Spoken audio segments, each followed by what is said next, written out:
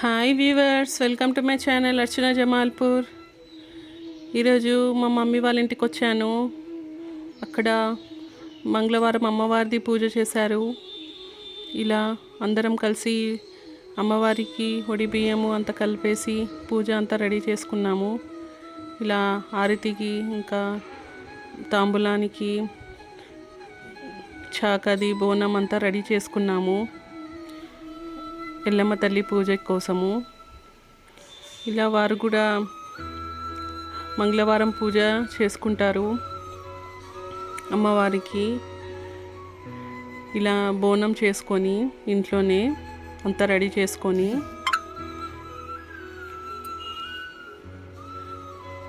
ఇలా మొత్తము అమ్మవారికి దుర్గమ్మవారికి పీఠం అంతా రెడీ చేసుకొని అష్టదల ముగ్గు వేసుకొని అంతా రెడీ చేసుకున్నాము. ఇలా దీపారాధన మా మదర్ చేసేసారు.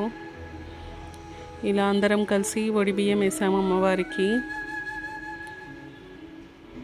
2.5 kg, 1.5 kg or 5 kgs ఇలా మీ ఇష్టం ఉన్నంత అమ్మవారికి మొక్కి ఒడి బియ్యం వేయచ్చు. ఇలా వేస్తే మన ఇంటికి మంచిది, మన కొంగు కూడా బంగారం అవుతుంది, అమ్మవారి కటాక్షం ఉంటుంది, లక్ష్మీ కటాక్షం ఉంటుంది మన మీద.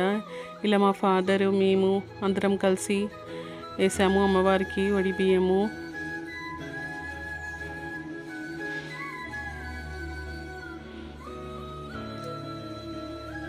ఇలా ఇంటి ఆడపడుచులని పిలిచి మా అమ్మ పూజ చేసుకుంటారు.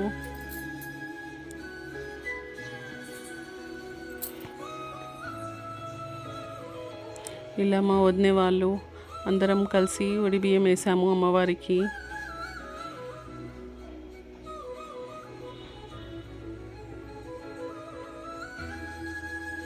మా చిన్న వదినే అందరం కలిసి ఇలా మంగళహారతి ఇచ్చుకున్నాము. తీయ దీపాలు చేస్తారు. ఇది గోధుమ పిండి, కొంచెం బెల్లము, ఇంకా నెయ్యి వేసి కలిపి దానికి దీపాలు చేసుకొని ఫ్రై చేసుకొని ఇట్లా అమ్మవారికి దాంట్లో దీపం చేస్తారు.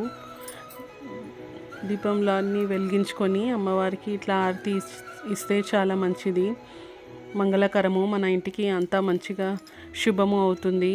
అమ్మవారి కటాక్షం వల్ల మన సౌభాగ్యము అంతా బాగుంటుంది.